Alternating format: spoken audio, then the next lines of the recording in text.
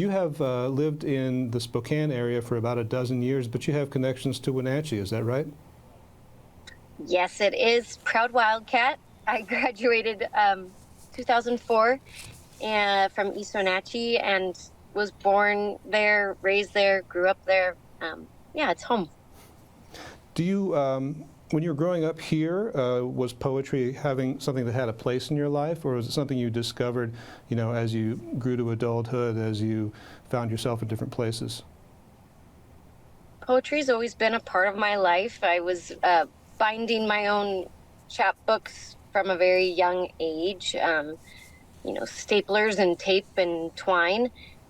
I had a wonderful teacher at Eastmont High School too that just really encouraged and helped influence my writing as an actual craft. I wouldn't have ever considered myself a poet.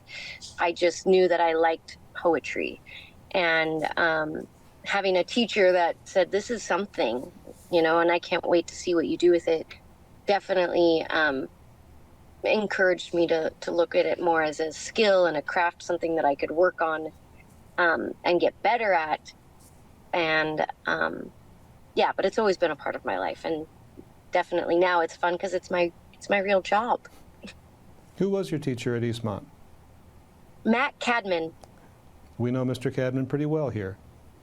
He is such a gem. I know he's recently moved, but I know he's been such a great part of the community for a lot of people like me who had his class, and then also, all the work that he did with the theater community. He's wonderful, and he really opened my eyes to poetry through Walt Whitman's work and Langston Hughes. I remember those were the first poems that I listened to where I thought, wow, like something that can transcend time, and still be true. How is the Spokane Poet Laureate position chosen? Did you apply for it? I did apply for it. Every year, every 2 years is the term. You fill out an application, you apply that way, and then there's a board of folks that sit on the Spokane Arts Board of Commissions, and they have the tough job of picking one out of the applicants. And I had seen the qualifications for applying in years past, and I never really qualified. And this time around, I applied in August. I looked at that list of what would make someone qualified for the position, and I realized I had come to a place in my own journey with poetry that I could put my name in the hat. Not confidently. I was definitely shocked when I was offered the position, and I'm thrilled and honored. But it felt like a turning point in my own life to say, I have enough respect for the work that I've done in the community here with poetry to say, yes, I think I would be a great candidate. I think I would be good at this. And so what is the job of Poet Laureate once you've been selected? I mean, how do you use the office to try and, bring poetry to people where they live? Well, I think that kind of calls back to what I was just discussing with like what qualifies me for the position. Because really the role of Poet Laureate in any case, because we have a Washington State Poet Laureate, much like we have a nation's Poet Laureate, everyone is going to have their own sort of mission statement around that. And really the role is sort of in general to bring awareness and accessibility to poetry. For me in particular, what I've wanted to do is to bring poetry into spaces that we wouldn't normally consider poetic. I've specifically been targeting areas and communities that we wouldn't think of as poetry influenced. Treatment centers, women and children homes, a lot of recovery-based areas, and then elementary schools, middle schools, bringing those workshops that I created into those places and saying, even if you don't consider or think of yourself as a poet or as a writer or even as someone who would say I'm creative, I would challenge that and say, I think you are. You're a living, breathing being. So therefore, in my eyes, in my experience, you are a creative. Can you talk about how a poem comes into form for you? Is it something that sort of comes upon you involuntarily, or do you sit down with the intent, I'm going to be writing from 8 to 4 in the day? You know, how does it happen? Both. And that's the cool part about poetry, is it's a lot of and both. I since I've become the poet laureate, I've had this great, amazing opportunity to work as a commissioned poet. So I have organizations that reach out to me and say, "Will you write something on behalf of the YWCA? Will you write something on behalf of?" I just got to open the opening ceremonies for the World's Fair 50th anniversary for Spokane Expo. Incredible opportunity. Prior to being asked to do that, I had no knowledge of the history of that event. So I got to research, talk to folks, look over articles, and I wrote a poem based off that. And that's using, just some facts, and then how those facts might be perceived by me as a specific person and poet. But a lot of my work, and the work I have with me today, Crumbs, is just born out of a need to write and a need to make something beautiful out of the things that, scare me and make me sad and cause me fear.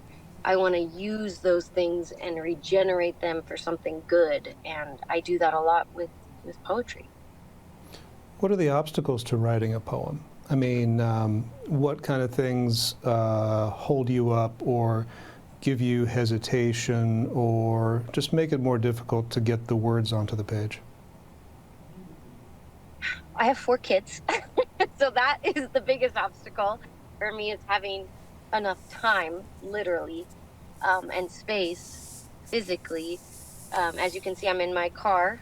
I don't have a home office. I have a lap and a kitchen table, and that's where I spend a lot of my time being creative and writing. And then the other real issue, I think, for not just for me but poets like me, is that we have to consider the fact that the truth may hurt somebody's feelings. The truth of what we're experiencing may not be the popular opinion. And so I think that's always been the obstacle for me, is just realizing that I'm going to write something and somebody might not like it. And is it worth it at that point? Yeah, I think that would be the obstacles, are the real life, circumstances. And then this other one of living in the world and perceiving it in a way that's public. Did workshops like the ones that you're going to be hosting here in Cashmere and Wenatchee, did workshops help you to sort of gain traction on your art form? Did you learn ways to approach your own material? I did. That was really the turning point for me. It was 6 years ago, 6 or 7 now. Mark Anderson was the Poet Laureate of Spokane, and he was putting on a workshop, 6-week workshop, inside of his living room. And what had been a small writing group between just me and a friend of mine turned into attending this workshop for 6 weeks. And it was excruciating. It was painful. I was sitting in a room full of people who had MFAs, who were active, college pursuing MFAs, what I would consider heavy-hitting poets and writers. And I was a full-time stay-at-home mom who, 45 minutes ago had baby throw up in my hair, and I felt so out of my league.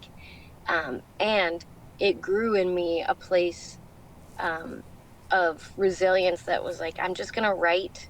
I'm just gonna write poetry, and I gave myself permission to write really bad poetry, and um, and I still keep that as a rule of mine. I am allowed to write really bad poems, and sometimes I get good ones.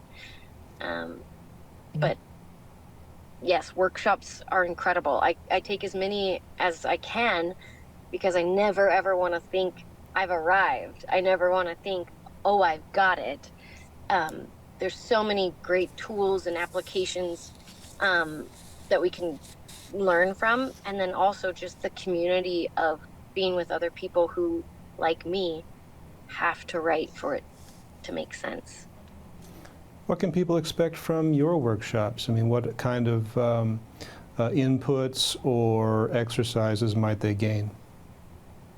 Well, I think the thing that I have, and I often open with this with my workshops, is that I have I have an incredible gift of having the courage to look, and then the courage to stay and not look away. So when people come and they're going to bear their heart and soul in these workshops, because that's really what they are intended and created to be, is a time to share and to be part of at a level that we don't necessarily get inside a regular sort of classroom or workshop setting.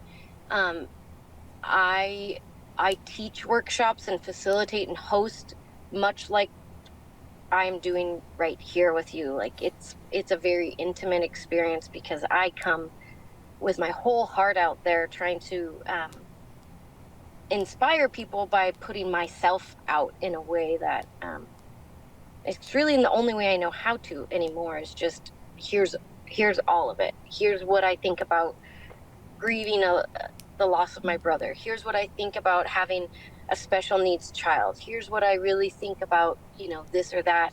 And so we have lively discussions. We have, sharing around why people are there and why they feel drawn to it. And generally, it's coming from a place of tenderness, whether that's loss or whether that's great love. It's coming from a really tender place. And then the other thing that people can expect is to generate writing. And that comes from not being a skilled, proficient poetry student, but just being in the room. You will get an opportunity to write and generate new work and maybe surprise yourself. I think a lot of people have left my workshops feeling surprised by the fact that they made something and that it connected with somebody else in the room. Mery, do you have a reading of your own work that you'd like to share with us today? I do. This is from my chapbook, my very first and only chapbook to date, but I'm working on making that different. This is a work of poetry from Crumbs, and it is called 3 Poems About Being Mad at a Drug Addict Who You Also Happen to Love Endlessly. 1. I ate the last bowl of honey bunches of oats today, the last lingering taste of your existence. Crumbs. I ate the last of you. 2. Inside jokes. Such a shame to see them go to waste like that. 3. You've managed to ruin the simplest of pleasures. Iced tea, potato chips, the World Wrestling Foundation.